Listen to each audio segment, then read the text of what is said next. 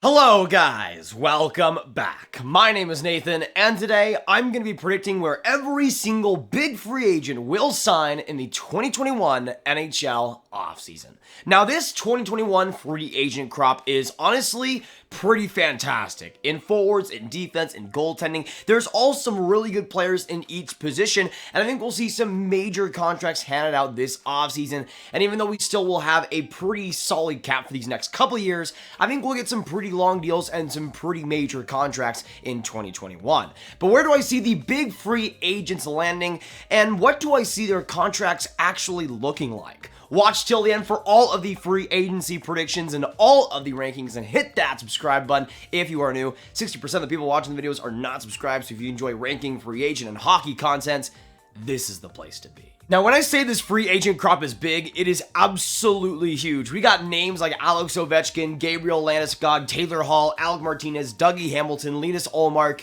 We got Phillip Danault, and although obviously some of those guys will re-sign, there's still a lot of big names, and I think some of those guys will also test the market to at least see what is out there. But we're going to go for the forward free agents, the defensive free agents, and the goaltending free agents in today's video, going through all of them and basically predicting where they will go and what the contracts will look like.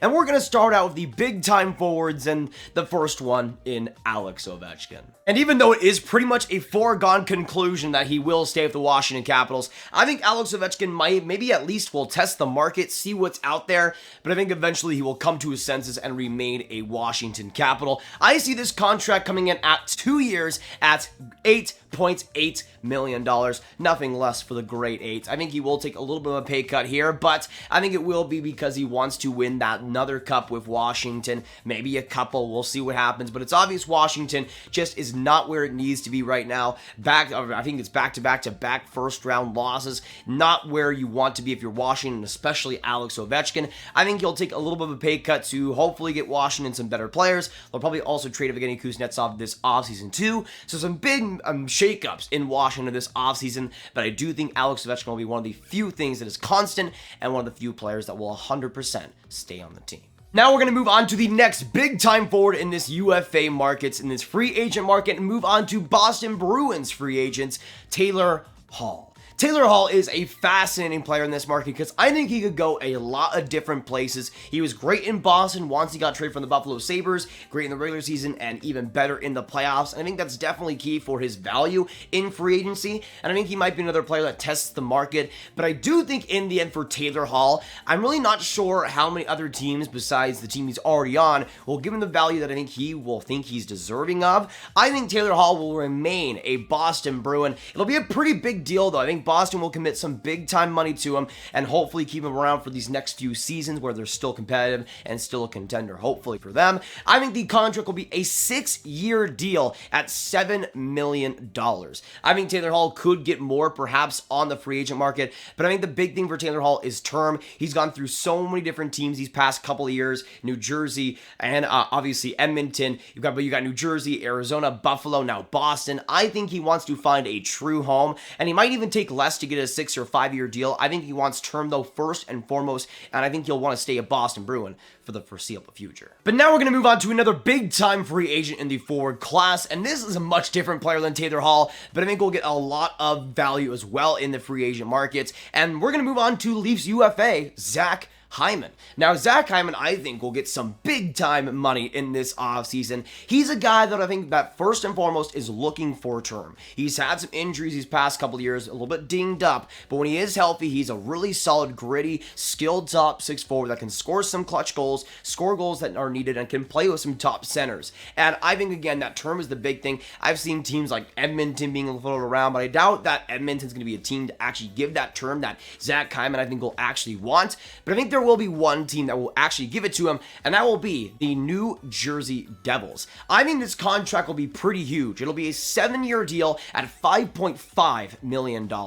I think Hyman could easily get more than 6 if he goes for like a 2 or 3 year deal, but at 7 years, I think that's what he'll want. I think New Jersey will be the only team to give it to him, and you could have Zach Hyman pretty much playing the same role he played in Toronto, where he's a part of a great first line. He could be around guys like Jack Hughes and Nico Hischier. I think it would be the best case scenario for Zach Hyman, but he's looking for that payday. He's looking for term, and I think a team like New Jersey that has all the cap space in the world could definitely give it to him. But now moving on to a confusing free agent in this market, another Boston Bruin, but a guy that could end up walking. We're now going to move on to David Krejci. David Krejci is a guy that I've kind of gone back and forth on if he'll actually re-sign this offseason.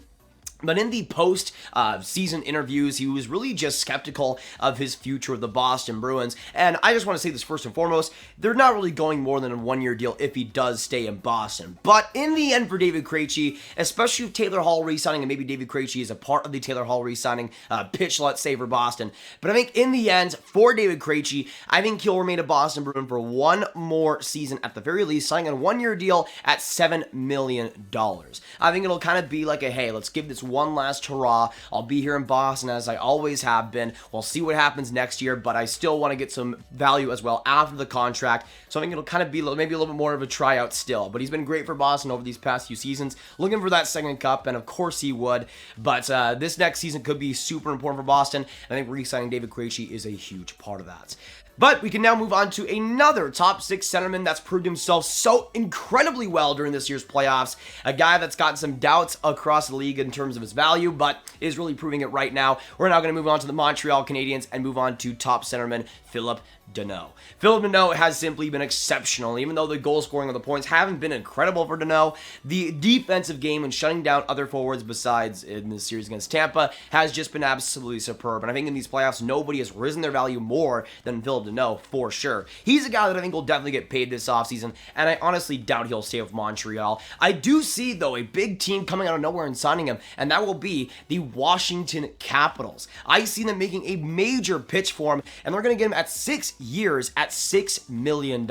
I think Washington, again, is looking at these next 3 to 4 years as the really big ones that they can continue to compete. They'll probably get rid of Kuznetsov to make this deal happen, but you could have Danault right behind Backstrom. I think that 1-2 punch could be really good in the playoffs, but Danault's proved himself as a guy that can shut down other forwards, and I think in Washington, he'll do the same. But now we're going to move on to another type of forward, a winger here, and move on to Brandon Saad of the Colorado Avalanche.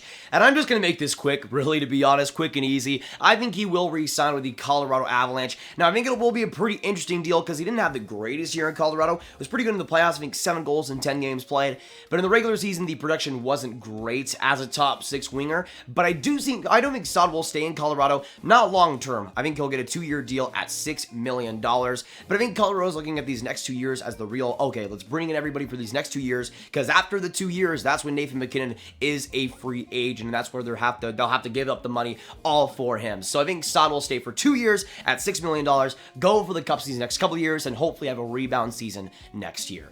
But now we're going to move on to another forward that can be in the top 6 category, depending on the teams, but has been a really major key forward in trade deadlines recently. We're now going to move on to Islanders forward Kyle Palmieri. Now, Kyle Palmieri had an amazing playoffs for the New York Islanders, and that definitely rose his value quite a bit too. I think there'll be a lot of teams looking for that power forward that can bring it come playoff time, and I think a team that will get it done will not be a team like the Islanders. It will be the Edmonton Oilers. I think the Oilers will not go for Hyman. They'll go for Kyle Palmieri in this free agent class. And I think the contract will be a 4-year deal at $6.5 million.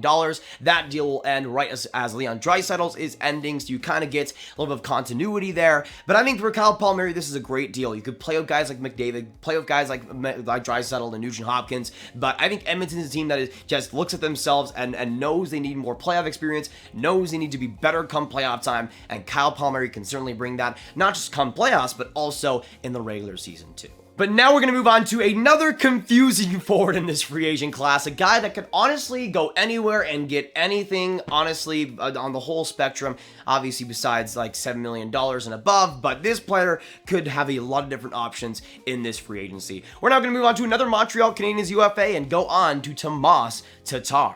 Now, Tomas Tatar has been scratched this entire playoffs, and I think that's a mistake for Montreal, and I think they're starting to kind of realize that now. But honestly, with Tatar, it's going to be a confusing free free agency for him. But I do think when it comes to Tatar, he'll actually end up with another Canadian team and go on to the Winnipeg Jets. I see it being a one-year deal at $6.5 million, being like the Taylor Hall of this offseason, where I think he'll get a try-me deal, a tryout deal here to see what happens, but in front of those great Winnipeg forwards, I think he'll try to get a top 6 spot, hopefully succeed there, and maybe get a big payday there or somewhere else. I would see that as a pretty good plan for Tatar, especially with the way things have worked out in Montreal this past year or so. But now we're going to go on to the last big-time forward free agent I want to talk about today, because I think there's a few guys that will resign, namely Gabriel Landeskog with the Colorado Avalanche, obviously. But the last big one that I think will go and maybe have a different team on their hands will be Blake Coleman of the Tampa Bay Lightning. Now, Blake Coleman's an interesting one because with Tampa, if they get rid of the Tyler Johnson contract, they might be able to bring back both Blake Coleman and Barclay Goodrow, but I think it will definitely depend on that.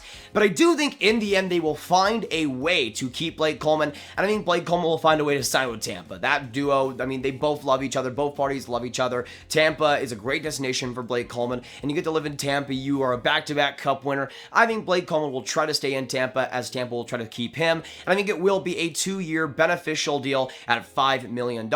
Maybe getting a payday after that, but still, $5 million, not too bad for the underrated forward. All right, now it is time to move on to the free agent defensemen in this 2021 crop. And even though there isn't as many defensive guys as there are forwards, there is still some really good high-end quality that I think will get paid in this offseason. And starting off with that high-end quality, we're going to start out with Dougie Hamilton on defense. Easily the biggest chip, easily the biggest asset in free agency on defense, at least, and probably the best overall player in free agency this year. But I think the main two things that Dougie Hamilton is looking for is term and to be the number one guy on offense, run a power play, run a defense. And I think there is, once again, a couple of teams, but mainly one team that I think will give it to him, and that will be the New Jersey Devils. Not just going after Zach Hyman for term, but also going for Dougie Hamilton for term. New Jersey, simply put, is lacking leadership. They're lacking a lot of older players that can bring some veteranness and bring some experience that the younger players don't, especially on that forward group, which is another reason why I think they will bring on Zach Hyman. But Dougie Hamilton also fits that mold, and I think he will get an 8-year deal. The only player to get an 8-year deal in this free agency at $8.2 million.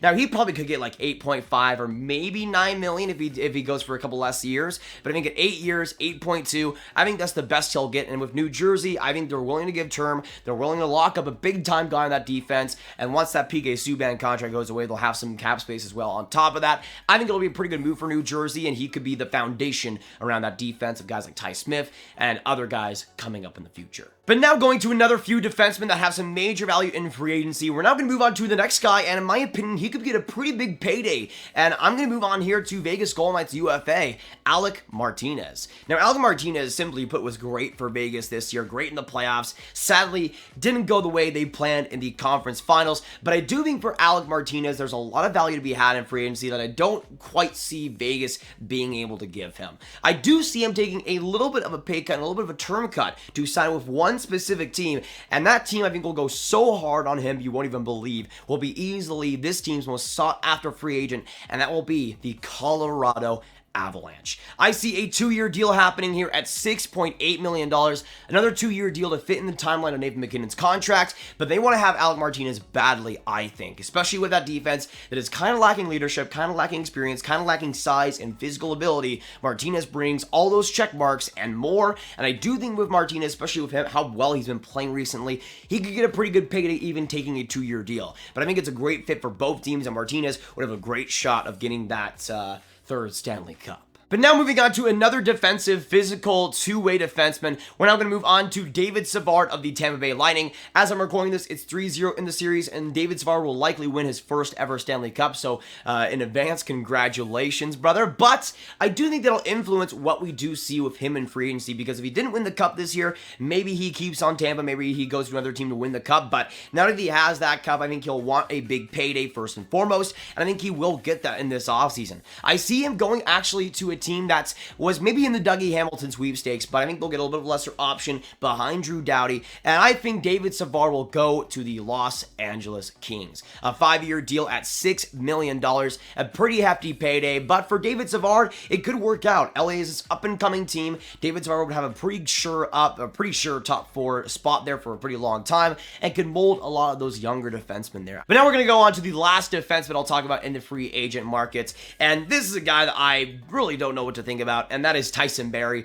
He was amazing offensively, at least on the power play, and obviously had the points to back it up, but I do think Tyson Barrie is still a glass cannon, still has a ton of issues, and because of that, I just don't see him getting much term whatsoever. But I do see a team giving him a little bit of term, and that will be the Ottawa Senators. I think a team that wants to have a better power play. Ottawa was around the 25th spot, I believe, this past season, but I do think when it comes to Tyson Barrie, he'll get a 2-year deal at $4.8 million, and I really don't see Tyson Barrie being a guy that gets a huge payday, even with the points he got this past season. He's just a guy that will likely switch off a few teams, and Ottawa will just be the next team in the carousel ride of Tyson Barrie's career. But now we can go to 2 goaltenders in the free agent market that I think will be huge guys to keep an eye on. 2 guys as well that I think will re-sign in Philip Grubauer and Tuukka Rask, and also Jonathan Bernier. I guess that's 3 that I think will be left off the market, but there's 2 guys that I think are left that could be pretty decent starters and could get some pretty big money this offseason, and that is Linus Ullmark and Chris Driedger.